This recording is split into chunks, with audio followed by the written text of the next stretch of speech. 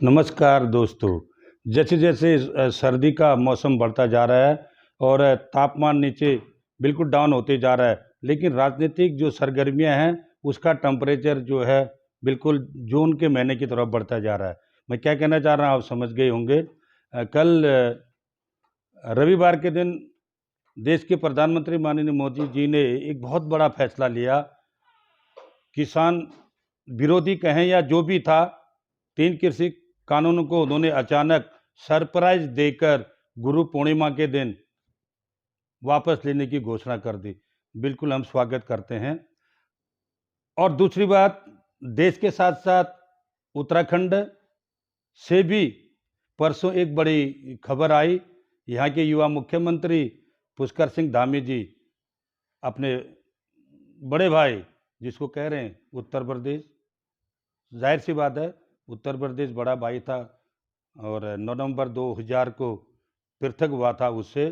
21 साल बाद एक बहुत बड़ी बात कही जा रही है कि 21 साल बाद उत्तराखंड को मिला अपना हक यूपी से। पुष्कर सिंह धामी ले आए उत्तराखंड के लिए सौगात। साथियों, मैं पूछना चाहता हूं, ये कौन सी सौगात लेके आ गए? सबसे बड़ी बात थी, उत्तराखंड की जब बात होती है, यहाँ रोजगार और पलायन की होती है। 21 साल में पलायन न रुका है और न रोजगार की कोई ठोस नीति हुई है। और मैं ये भी कहना चाहूँगा कि अगर 21 साल में कोई ऐसा समझौता और बहुत बड़ी सौगात मिली होती, बंटवारे का अगर सही ढंग से निर्णय लिया होता, तो ये जो कर्मचारियों का बंटवारा था, अभी भी उत्तर प्रदेश के लगभग 2000 कर्मचारी विभिन्न विभागों में, जिसमें शिक्षा विभाग में सबसे ज़्यादा पैमाने पर कर्मचारी यहाँ पर हैं, क्या उनका हस्तांतरण नहीं होना चाहिए था?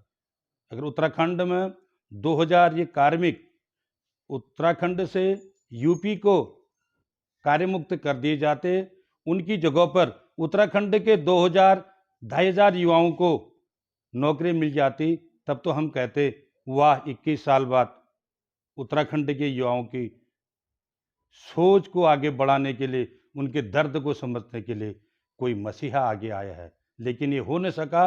ये चुनावी स्टैंड है।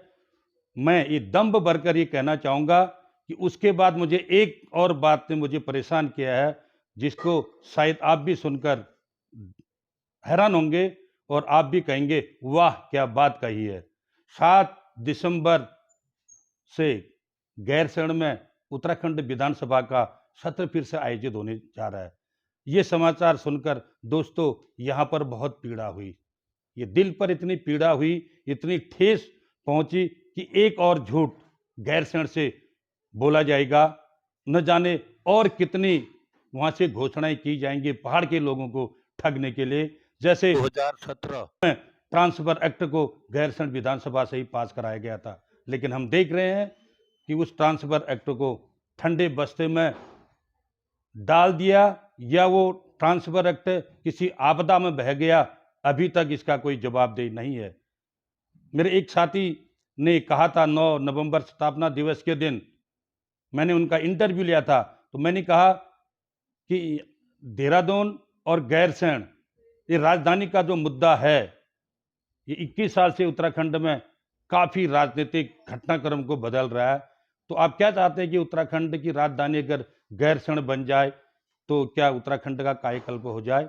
उन महानुभाव ने बड़े सहज ढंग से जवाब दिया दोस्तों, कि अगर सरकार की और जो शासन चला रहे हैं उनकी नीयत और मन में काम करने की तमन्ना हो, जज्बा हो, तो देहरादून गैरसैंण के हम जहाँ पर हम वहाँ बैठ के भी काम कर सकते हैं। ये तो एक राजनीतिक स्टैंड है।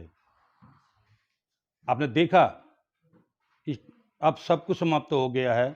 परसों के आपने देखा होगा कि उत्तराखंड में अब जो बाहर से भी लोग आएंगे, टूरिस्ट आएंगे या कोई भी अन्य राज्यों से उत्तराखंड में आएंगे, 4 धाम की यात्रा आएंगे, नैनीताल आएंगे, मसूरी आएंगे, देहरादून आएंगे, किसी को आरटीपीसीआर टेस्ट की जरूरत नहीं है। उत्तराखंड में कोविड की गाइडलाइन पूरी तरह से खत्म हो चुकी हैं। अब कोरोना के नाम पर किसी भी प्रकार का कोई प्रतिबंध नहीं है।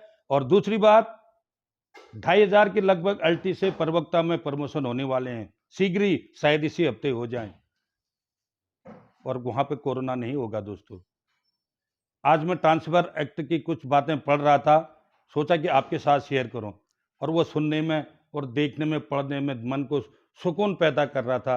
लेकिन जब देख रहे हैं उसके कारनामों को, एक्ट को किस तरह से पचा गए और एक्ट का किस तरह से नेस्ताभूत कर दिया, तो वहाँ पर जो है एक आक्रोश भी आता है। तो उसमें लिखा था दोस्तों कि 3 साल अगर कोई कार्मिक दुर्गम में सेवा करते हुए उसको हो गए हैं, तो उसको अनिवार्य रूप से सुगम में स्थानांतरित कर दिया जाएगा। वाह, इतना बड़ा झूठ, इतना बड़ा झूठ।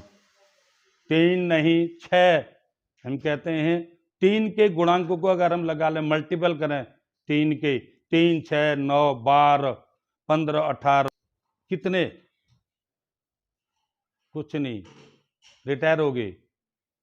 मुझे एक साथी ने बताया कि एक टीचर ऐसे थे दुर्गम में कि 30 साल एक ही जगह पर रहे और वो रिटायर हो गए। अब क्या कहें, आप भी कहेंगे बार बार वही चीज़ ये दोहरा रहा है। दोस्तों, संविधान निर्माता डॉक्टर बाबा साहब ने कहा था कि देश का कोई भी संविधान अच्छा या बुरा नहीं होता है, कोई कानून अच्छा या बुरा नहीं होता है। अगर उसको चलाने वाले, उसको क्रियान्वयन करने वाले लोगों की नियति अच्छी हो, तो संविधान कितना भी गलत है वो अच्छा हो सकता है। वो सिर्फ जो उसको चलाने वाले हैं, उन लोगों की नियति और उनका मन साफ होना चाहिए। क्या आपको नहीं लगता कि अब जब सारे प्रतिबंध खत्म हो गए हैं, तो ट्रांसफर एक्ट को रिकवर नहीं किया जाए?